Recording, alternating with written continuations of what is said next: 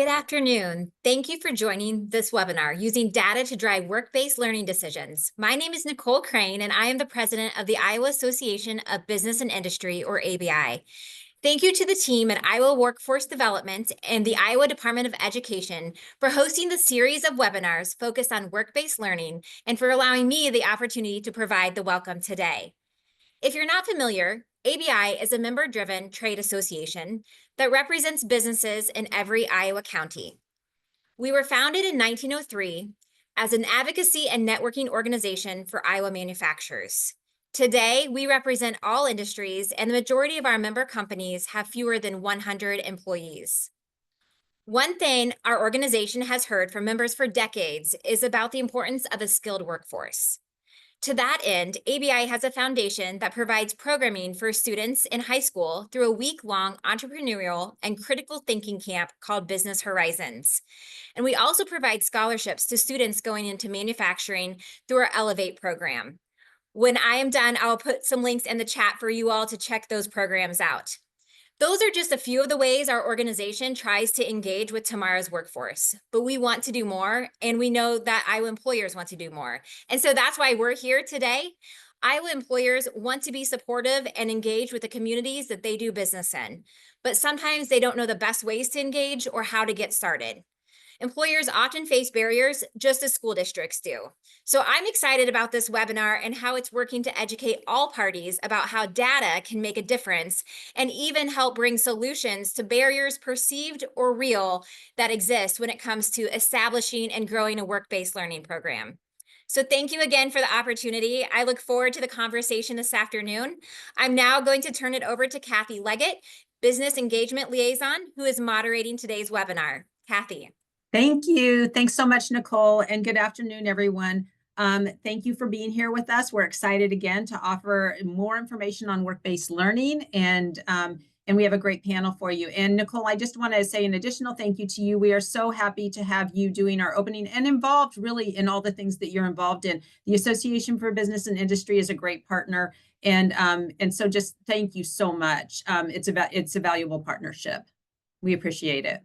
So to move us right along, next we're going to look at labor market outlooks and available data for businesses and schools. And so I'm going to actually just open it up to Ryan Murphy, who will introduce himself, and we'll take the next 15-20 minutes to learn from Ryan. Good afternoon. Thanks for joining us. So Ryan Murphy, I'm the Labor Market Information Director at Iowa Workforce Development. And so we're going to spend about 20 minutes going through some of the available data we have that talks about employment and careers within the state, and kind of just let you know we exist and how we're here to help you. Next slide, Abby. I think you can skip this one too. All right. So first of all, what is labor market information? It's really any data that's found in the labor market, whether that's employment, unemployment, wages, compensation, benefits. We look at commute times, that we consider that labor market information if it's traveling to work. And so we have a team here of about 30 people at Iowa Workforce Development that make up the labor market information division. And really our jobs, we collect data through surveys and also through administrative records here at IWD, and go through that data. We have analysts who clean and code it, and then put it into reports and data visualizations and dashboards so for our users. Really, our mission is to provide information to help our customers make better decisions. As you see in the slide here, that ranges from hiring, career exploration, public policy, training, job opportunities, and business location. So notable numbers that come out of our shop are the unemployment rate, which comes out on a monthly basis. That's kind of the main tent in our circus, followed by labor force data, which includes unemployed, employment people, labor force participation rate, which has been a number we've been paying very close attention to here. Current employment, so number of non-farm jobs that the state has. We collect data on occupational wages and salaries. We have a team that projects future employment by industry and also by occupation, which we're going to spend some time talking about today. And then labor shed studies, which is a labor availability study that's very unique to our state, and it helps employers, economic development, workforce development, retain and understand a workforce in a very local area. We produce reports related to hot jobs, jobs that have higher than average growth in our state and different geographies, but also have higher than average earnings. Again, in that career exploration, we include things like outlooks for STEM occupations and other career outlook reports. And then we have a career explorer tool that we'll touch on towards the end of my presentation here. Next slide, Abby, please. First, I wanted to start off with discussing, sharing some information we have related to, can we go to the next slide, Abby? There we go, thank you. Want to point out, so in labor market information, we have a wide array of users. They vary from K through 12 students, students trying to decide what they want to do in terms of post-secondary education and training. We work with career and workforce advisors, employers and businesses, researchers, and again, those policymakers that Judy talked about. Go ahead to the next one, Abby.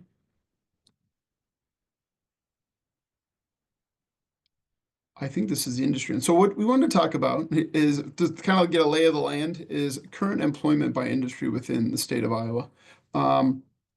The largest, and I don't know if this is a surprise to folks on the call, but the largest employing industry within our state is healthcare and social assistance, followed by manufacturing right behind it. A lot of times when I'm out talking, they're like, well, I thought agriculture was the top employing industry in our state. Well, agriculture is still very important to our state. But it doesn't take as many people to work in agriculture as it did 50 years ago. You see a large combines and tractors, and it just doesn't take the manpower to do that kind of work.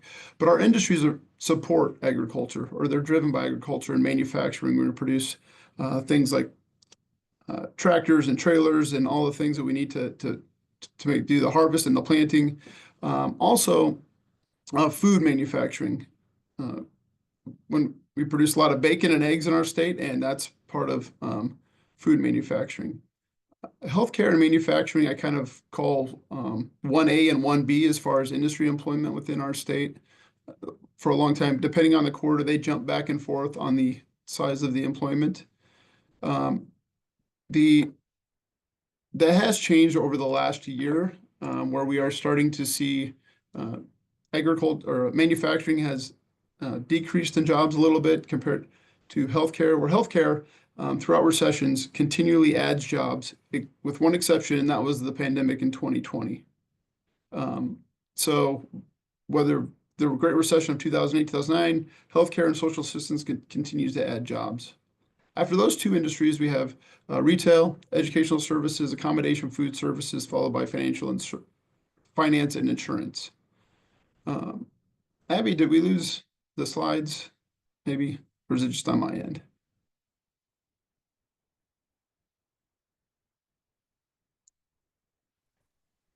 Yeah, we can't see the slides anymore. Oh, I can see. Yeah. And let me see if I can stop sharing and reshare. Thank you. So the next slide that we're going to see, we're going to look at industry forecast.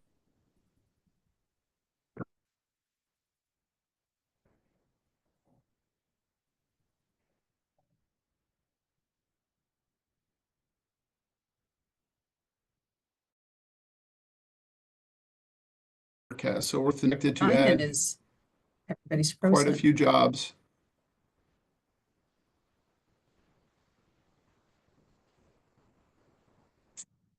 Am I still here? Can you guys hear me okay? I can see you guys. I can hear you, Ryan. We have a few Okay. little technical difficulties. Sorry if anybody's experiencing those. It looks like everybody froze up for a bit.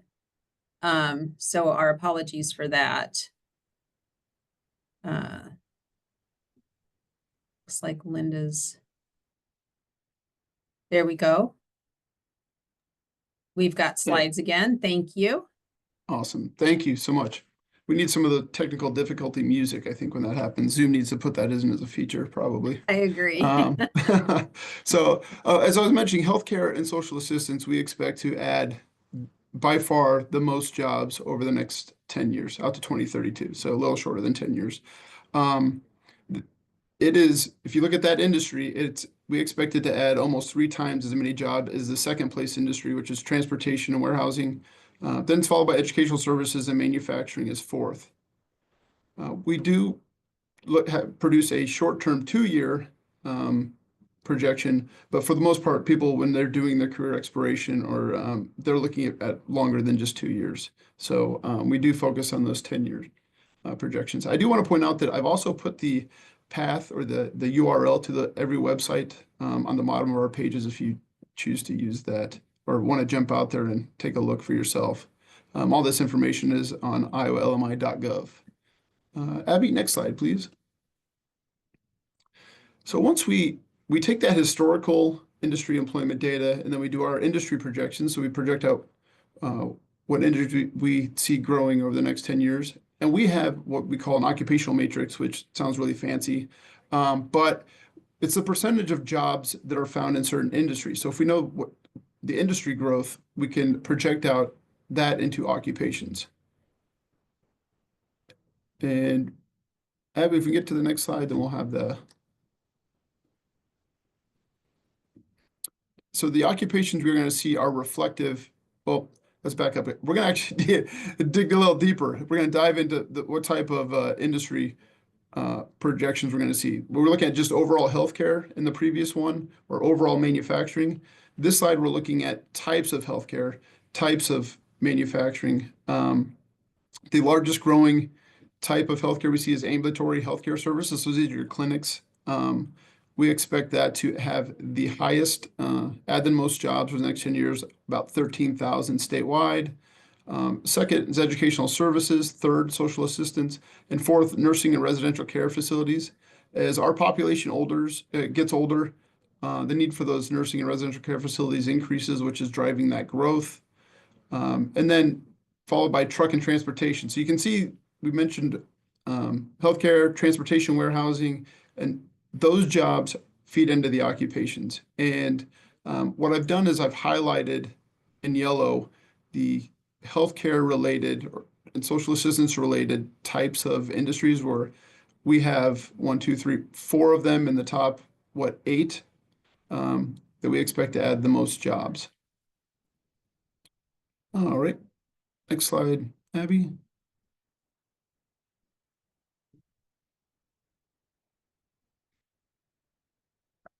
Now I'm confident the next slide is we're going to start looking at those occupational forecasts. So based upon that industry data, we produce occupational forecast and we look at employment levels. We look at is that employment occupation growing or declining? How many annual openings do we expect? Includes data related to the typical education level. Does it require work experience to obtain that job? Or require on-the-job training? What skills and knowledge is needed to in that role? And so, Abby, the next one.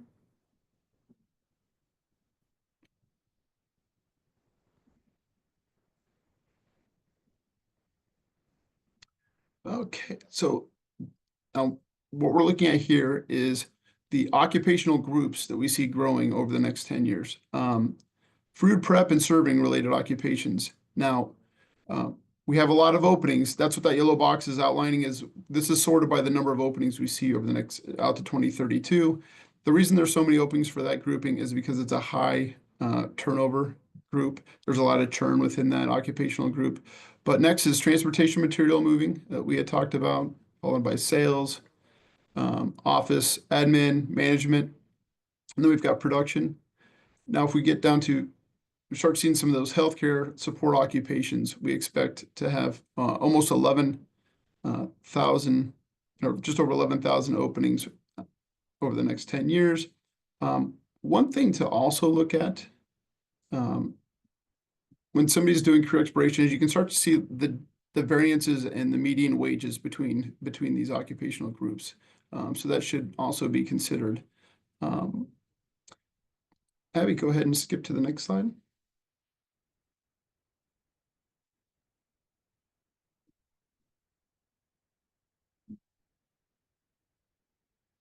Okay, so now we're looking at the same group of occupations, kind of a family of occupations, but we're going to look at annual growth. And so both openings and growth tell us they're both important numbers. One thing to consider is, for example, let's say hypothetically on Sunday, I was at a Super Bowl party and I grazed all day long. I gained 5 pounds.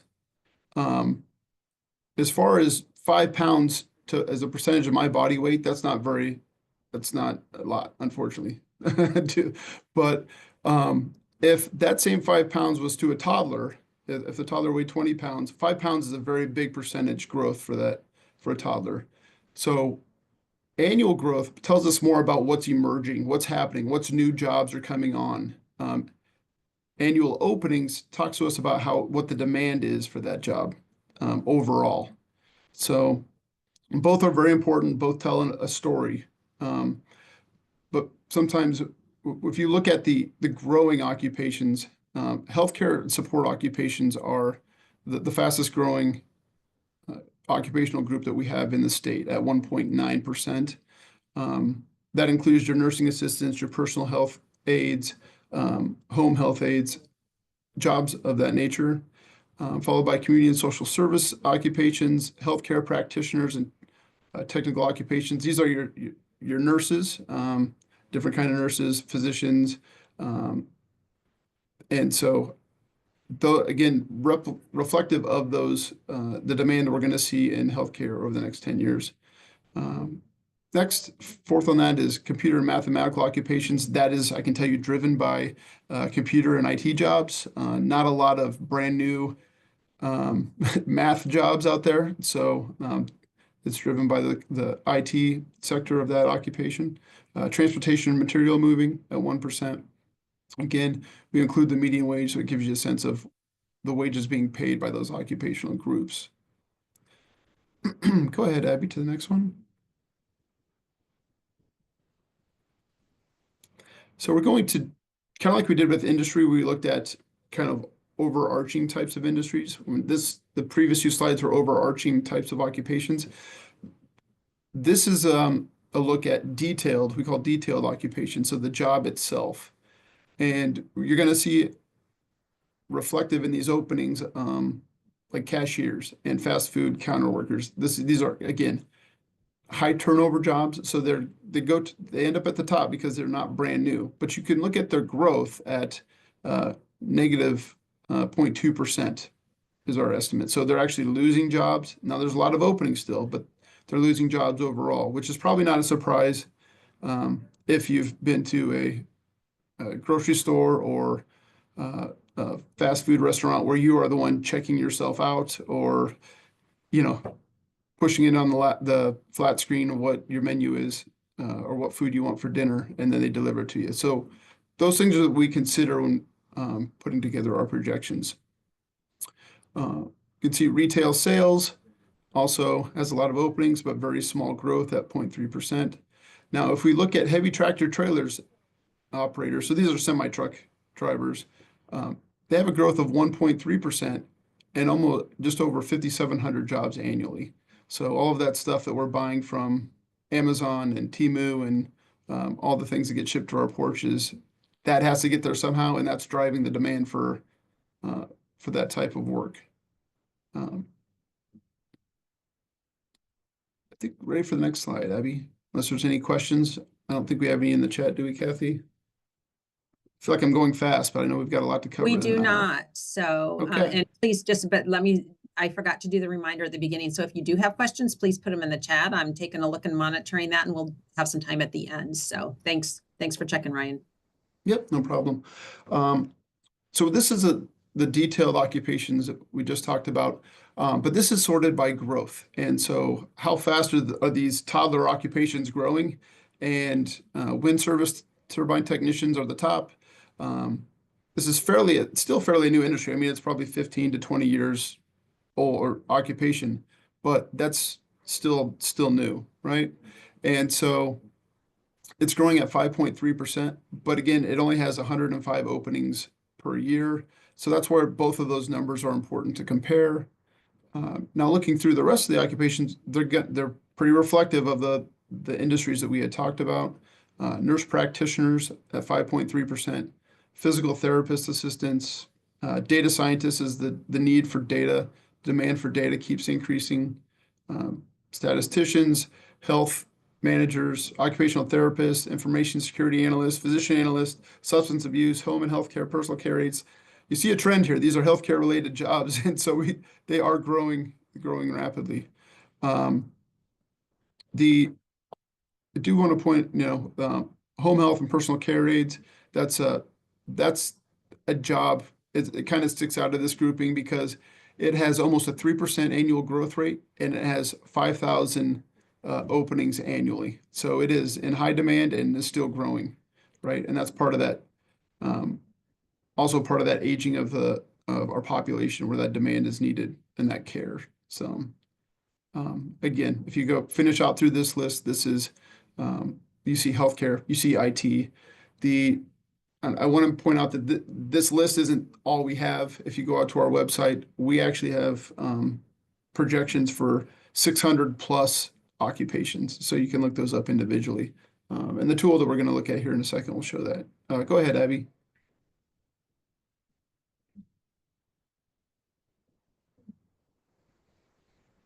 All right.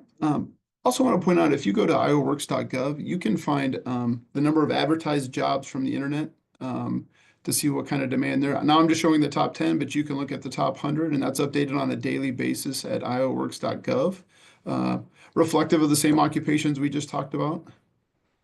For the sake of time, maybe I'm going to skip this one, or we can skip ahead.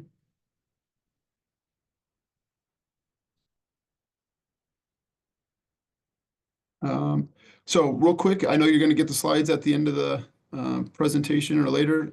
I did include this map of how to find the number of job openings on IowaWORKS.gov because it is not the easiest thing to do. So I've kind of created this map, but if you go down this path and you can't find what you're looking for, please know that you can reach out actually with any of this, but this as well. Go ahead, Abby, next one.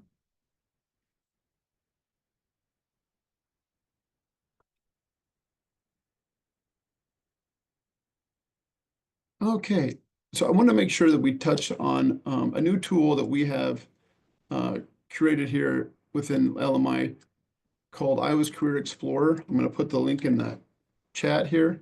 What this tool does is it brings many different data sources into one place so that if you have people who are doing career exploration, they can look up any of the 600 plus jobs that we have, and there's a place where if you want more info or you want to watch a video about what that job does, it's included there. You can kind of see it over on the left side. It includes information regarding wages and salaries, what that job, the job descriptions. Do we expect a bright outlook for that job? Do we expect that job to decline, which then you see a rainy cloud? Includes typical education and experience levels, the on-the-job training, what skills and licenses are needed. And then you can look up employers that are in that industry where those jobs are typically found.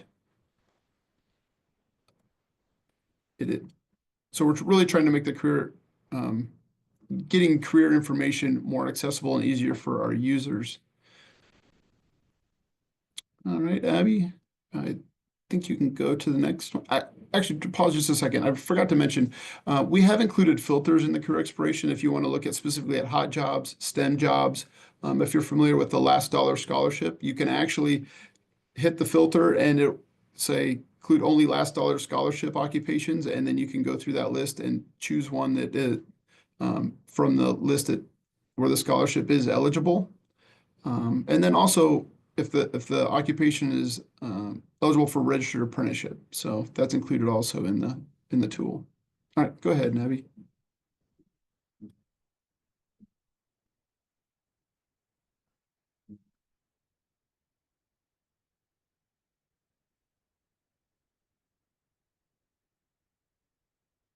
All right. I'll also be sending a site guide out so you can go through our data. We have a lot of information at IowaLMI.gov, but we'll send out a PDF as well so you can explore kind of on your own when you have time. I did want to leave a couple of minutes for questions in case there were some. But please do use the career exploration tool or go visit and see if it does a great job of pulling at many different data sets of different data elements in an easy, accessible way. There's some military to civilian occupation crosswalks there. So really look forward to having that. I think the next slide is just my contact info. My goal for the day was to help you realize that Iowa Workforce Development's Labor Market Information Division exists. And our job here is to help you make decisions, or the folks that you work with make decisions and provide information. So you can contact us anytime, and we look for that's what we're here to do. So please use us for that. Thanks, Kathy. Yes. Yeah. Hey, no questions, but a really nice comment from Brenda that says this will be a wonderful tool for my work-based learning course. So thanks for sharing that, Brenda. And, great idea for others too. I think there are a lot of applications for this. And Ryan, thank you so much for pulling all that together and sharing it. I just do want to encourage people to go to those links, use those tools. And if you have questions, reach out to Ryan or his team. They are expert and they are great to work with.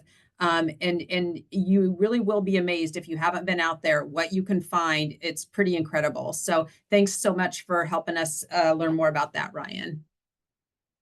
All right, and now we're going to turn it over to Joe Collins, and Joe is going to talk about the education data resources and tools for schools and businesses. So Joe, if you'll provide just a little introduction of yourself too, and then take it away. Yeah, so happy to be here today. Joe Collins with the Iowa Department of Education.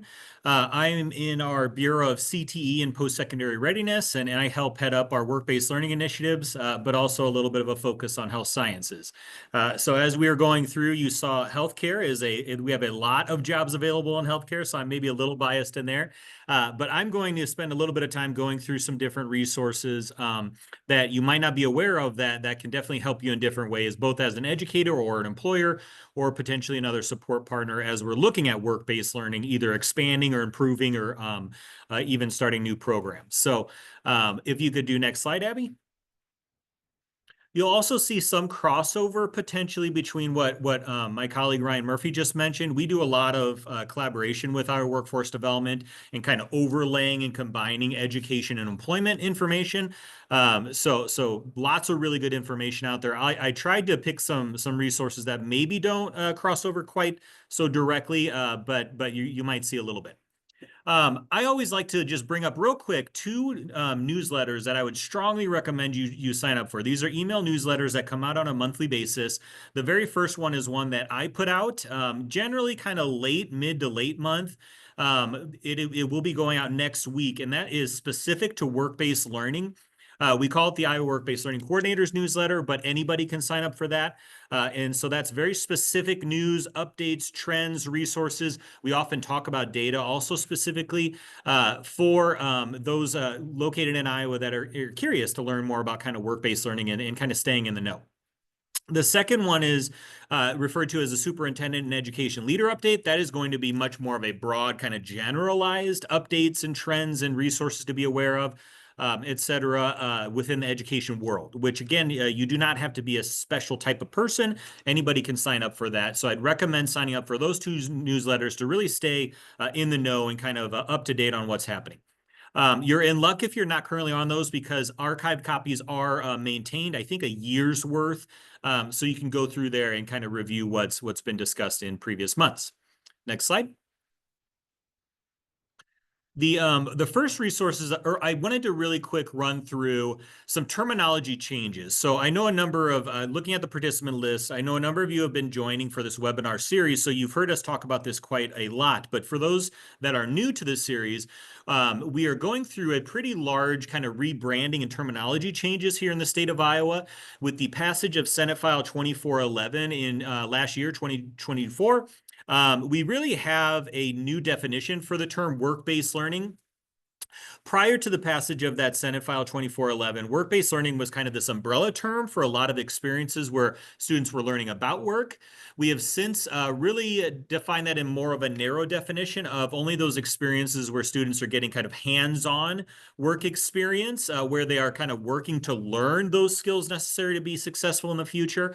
And then we've stepped back and identified a new term of career exploration for those activities where maybe students are more in the classroom, just kind of learning about work. That's employability skills classes, career fairs, job shadows, stuff like that. So you'll see this different term coming up, a new term specifically as career-connected learning. That is the new umbrella term that really looks at the combination of career exploration activities where you're learning about work, combining and leading into the work-based learning activities where the students are actually working to learn in a real or simulated environment. So if you go to educate.iowa.gov/CCL, as noted on the screen here, and I know the slides will go out, you'll see a lot of that rebranding and a lot of new resources coming out to really point to that and go through the new definition and coding changes and all that fun stuff. Next slide. So one of the resources that I like to bring up and that a lot of people aren't aware of, and this is in a different location, this is at careerpathways.educate.iowa.gov, is we've developed a series of career pathways resources in partnership with a number of our business and industry partners over the last 4 or 5 years. And so we say catch the rainbow because it's very colorful, but these are opportunities for you to learn about different careers within the state of Iowa that maybe isn't national data. And you can also see interviews with people working in those occupations. Try to really help dispel myths or break some of those misconceptions about these industries and what it means to actually work in these areas. Now, some of these have not been updated since their creation as far back as 2018. So that's where that career explorer tool that Ryan just talked about is going to be really valuable to get the updated information. Particularly the pandemic kind of changed a lot of things in terms of wages, education requirements, and so forth. So I'd recommend you reviewing these, but then pulling back and going either to the LMI information to get updated information or some other resources potentially that we'll be going through. But I like to bring these up because these are really cool to really help Iowans understand what it means to work in those areas in our state. This is not national data. This is Iowa information about what of careers are available in those industries in Iowa. Next slide.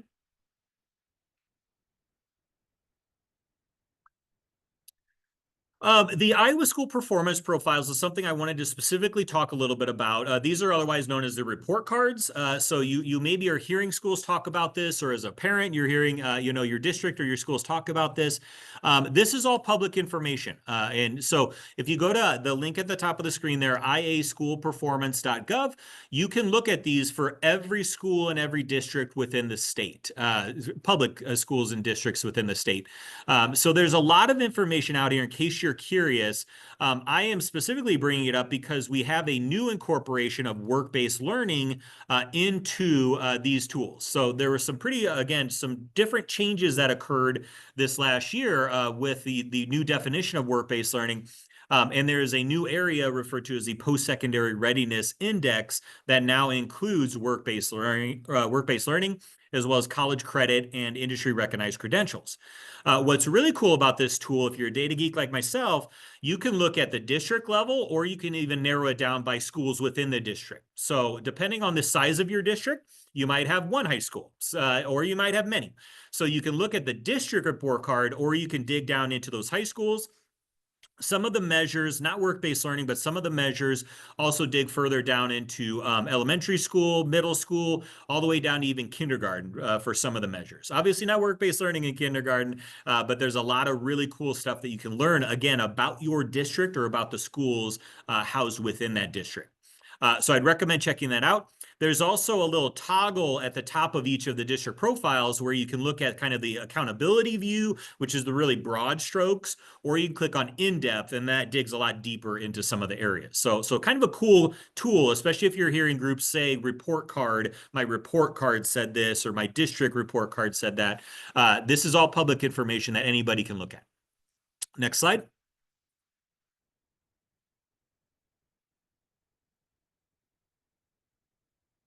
If you want to dig even further into data, there is quite a bit of information that we offer or that we house at the Iowa Department of Education, starting as far back as preschool, actually. Preschool all the way up through 12th grade, through the high school, and at the district levels, as well as with some of our other partners like the area education agencies. Some data is available for non-public schools as well. So I would strongly recommend going to this link and digging through just mountains and mountains of data. I like to always give the little caveat here, though, that no personally identifiable information, no PII, is ever available for students at an individual level. So you will see kind of those generalities, that aggregated data across the state based on school districts or even school buildings sometimes. Lots of really cool information if you want to dig through kind of enrollments, performance on different levels, particularly math, reading, and science. But there's a lot of really interesting information available. Again, if you want to kind of dig through, and this is housed as far back as decades sometimes, if you really want to get into the weeds and try to kind of identify different things that are happening. There's also a data request form on that site. So if you're going through or you just have a random question and Google couldn't figure it out or you can't find it on the web anywhere, there might be a way to submit a request form and say, I'd really like X, Y, and Z about my school or about my district. And then somebody from that data team will review that and then analyze it and kind of get back to you with either we have it or we can maybe provide it, or we're going to run into some issues with rules, regulations, et cetera. So there is that data request form on there that a lot of people are not aware of. Again, if you're trying to kind of sift through these mountains of data, it might be easier just to submit a quick request form and get some of that kind of direct consultation on what you might be looking for. Next slide.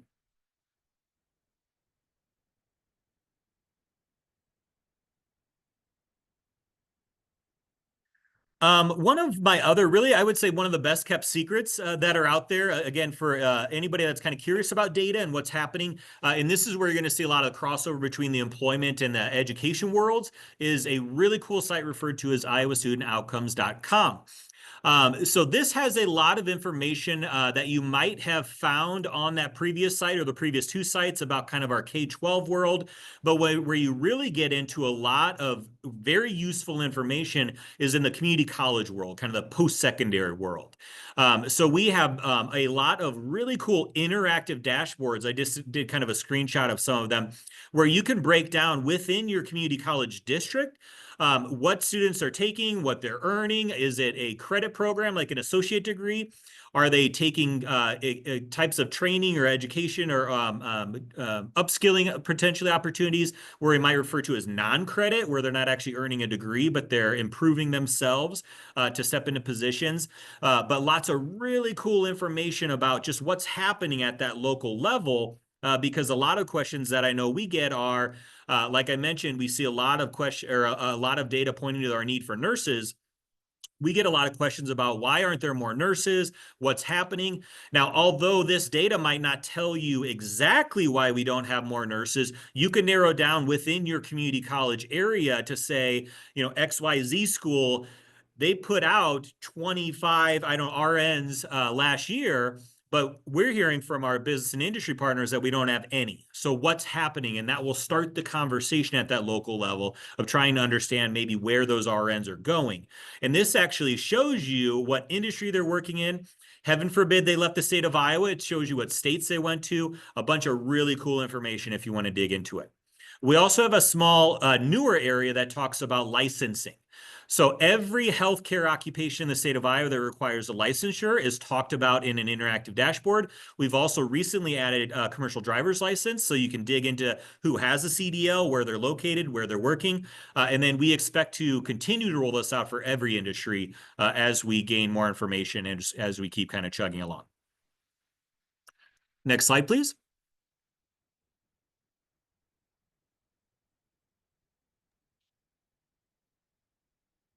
And Joe, if this is, then we're getting about to the time to switch, okay? Okay. Yep. So this is one of my last slides here. On that Iowa Student Outcomes, there's specifically a work-based learning dashboard that has just recently been updated with last academic year's data. So we get a lot of questions about, who's doing what and what's in my district. Particularly employers might reach out and just say, who's doing internships in my area. So this is a really cool, again, public-facing site so everybody can access this. You can go through based on the new state definitions I kind of loosely referred to, what is happening across the state at that district level, and then dig a little bit deeper into even enrollment counts, what the course is called, and so forth. So as an educator, you might even go out here and just look at your neighboring districts and say, oh, cool, I didn't realize, Bill, the neighboring district is doing apprenticeships. I've thought about doing them. Maybe I'll reach out to Bill, have a conversation about it. There is also a request form on here in case you think something's wrong in your district or the data is off, or if you want to just kind of learn more about what's going on there. There's a little blue button to click to request more information. And I'll also just reference that this gets updated much more frequently than the Iowa School Performance Profiles and some of the other data that I mentioned. So we will potentially in kind of the June, July timeframe even have this year's data already, this academic year's data. So you can go out here and again, get maybe more updated information than some of those other sites. I believe I have one more slide. This might have been my last slide now, actually.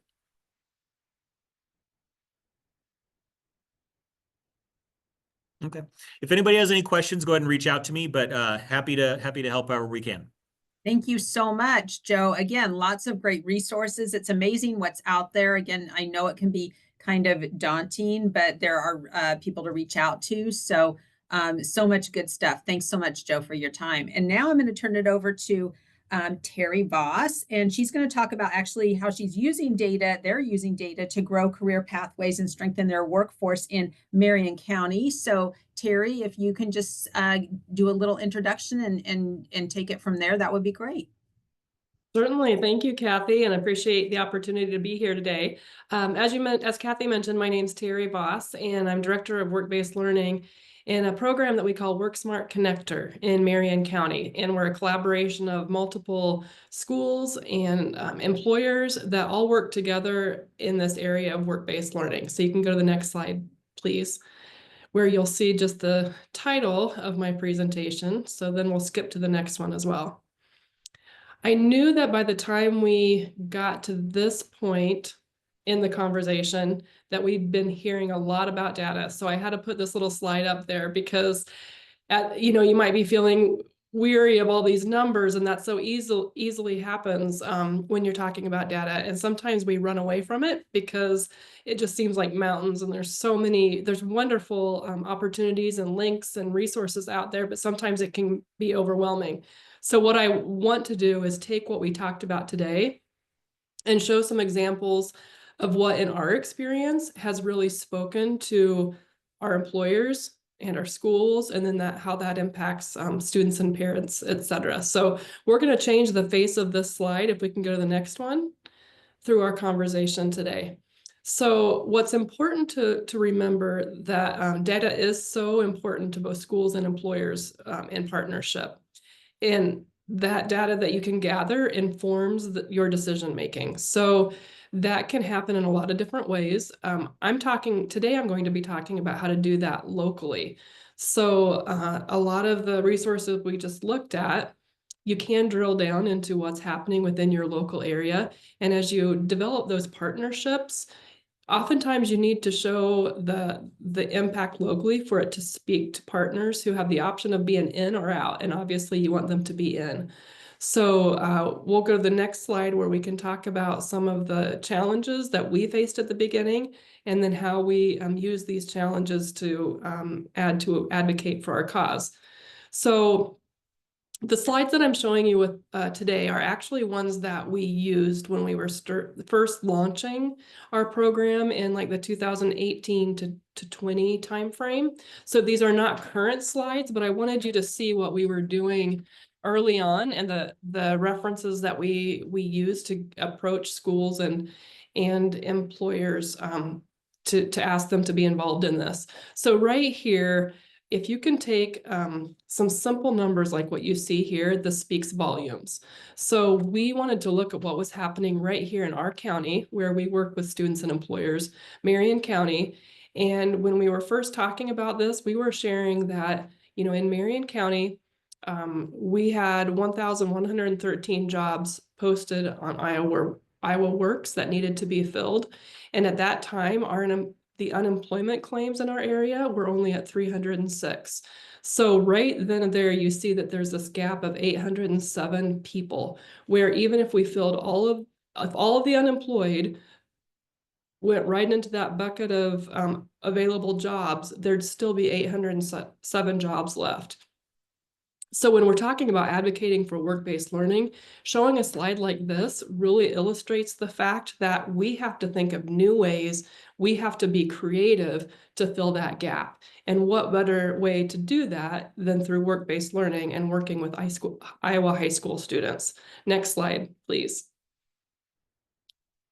Another really simple slide that was super valuable at the time that we started this, and I heard one of our previous presenters even reference these kinds of numbers that are available to you on their websites. But we looked in Marion County, how many people were moving away to another state from our county. There were 600 at that time. And we were looking at how many people were moving to different. They were 600 moving into Marion County and 637 were moving out of Marion County. But then that really big number at the time was that we had 1,469 people moving to different Iowa counties from Marion County. So maybe all of you benefited from that move because they were moving away from us to maybe to some of the places where you live. But we knew once again that we had to do something different, or we were going to keep losing opportunities to fill those jobs right here in our local region. So next slide, please.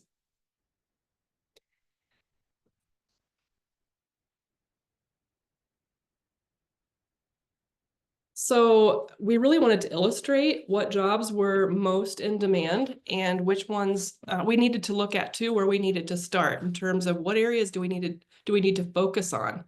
What particular career fields do we need to focus on with our work-based learning opportunities in order for us to have enough employers to accommodate our needs? So you see here at the time that we went to our local economic development agency, and I'd also encourage you to go to that in your local area, as well as any chambers of commerce. You'd be surprised at how much local data that you can get right close to home. And they often are very eager to share that with you because they're looking for opportunities to promote your local region. So this was a slide that we came up with when we were first talking about where we needed to start.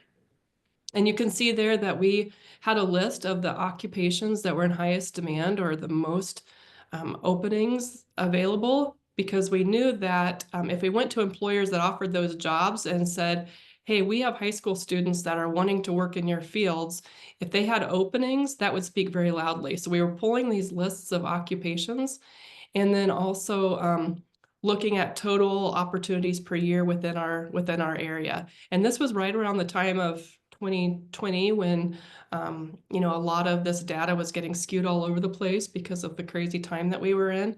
But even at that, when we could come to an employer with this in hand, it spoke volumes to them when we said, here's where we're at, and this is what we're going to do to help you address that in-demand career need that you have in your organization. Next slide, please.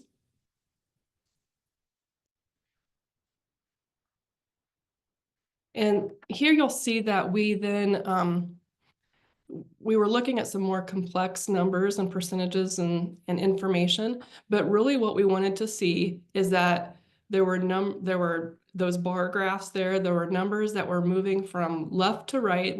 They were showing that there were a number of jobs. There was job growth that approved a need, and then in that left-hand column, you'll see we started then overlapping those numbers with the classes that were being offered in our local schools.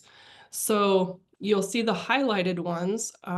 We asked for this list from our from our local resources, and we could see that there was production needs, hospitality, medical, construction, education, all those things that were highlighted. We could say, hey, you know what, we offer classes in those areas. And because we see that there are some bars showing growth there to the right, bar graphs to the right that aligned with the classes that we already offered, we thought those are the areas where we need to start. So if you go to the next slide, we looked at the graphs that we were just showing you. We overlaid them with the graph that you were just looking at, and we soon realized that this is where we needed to start. So those top 4 areas in boldface, welding, engineering tech, information technology, patient care, those were all things that, hey, we knew we had classes that we could offer. And we also knew that from our data that there were some serious in-demand career needs in those same areas. So that's where we started. And so you can see that that didn't need to be really in-depth research. It was pulling the data that we needed to prove that there were needs in those areas where we were offering classes. And then we knew what our starting point was. The ones lower on the list are the ones that we got to later. So over time, after we figured out how to offer work-based learning programs in the top 4, we could then move on to construction trades, hospitality, education, and manufacturing experiences. So that's really been our checklist or our priority list in building our programs so far.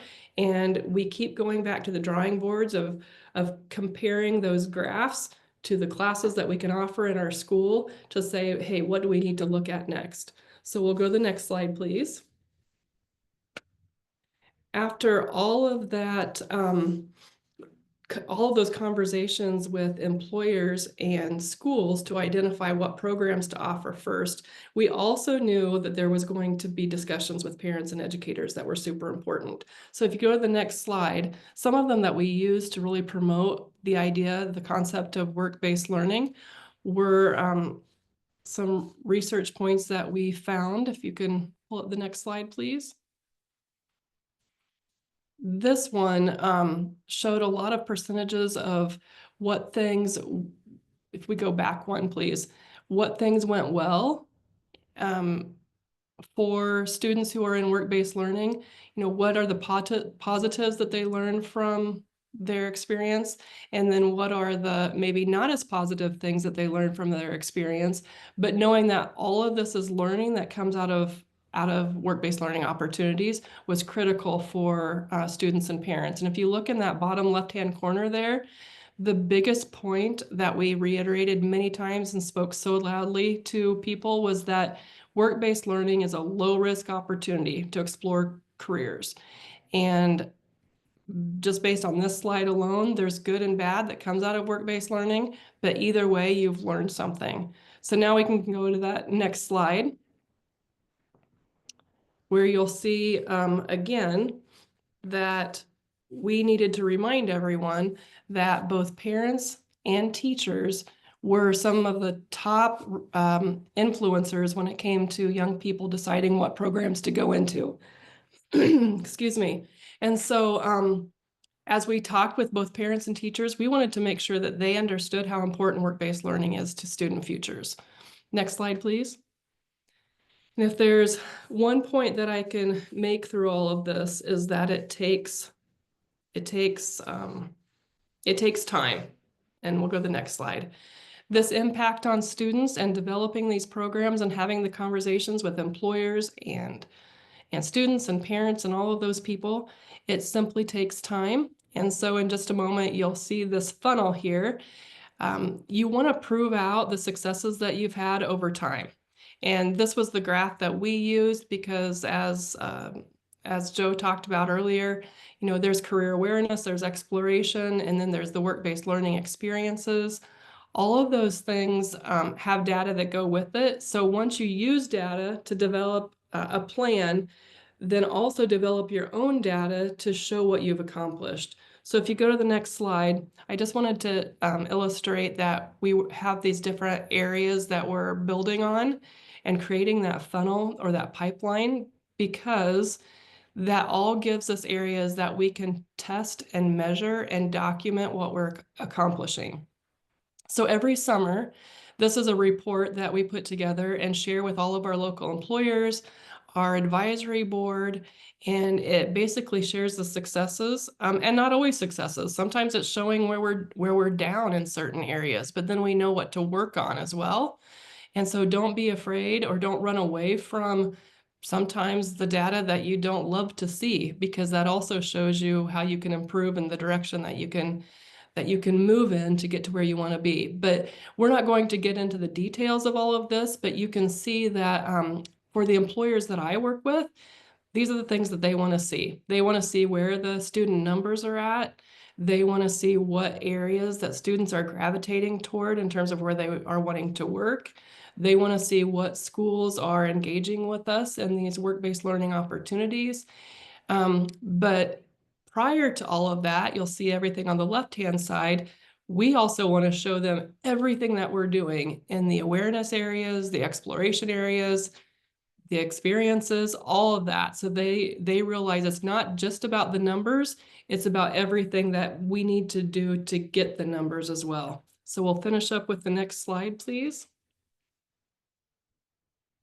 Because this is where I'm hoping that we're going, that after all of this exploration with data and all of this conversation, that instead of running away from it, you'll get some ideas from the data that you can uncover and then determine how to approach your all of your stakeholders with that data so that your collaborations and your projects will grow. So the next slide is just my contact information. I'm always happy to share more conversation or details or strategies with what we're doing in Marion County for whatever way that might move your projects and your efforts forward. So thank you.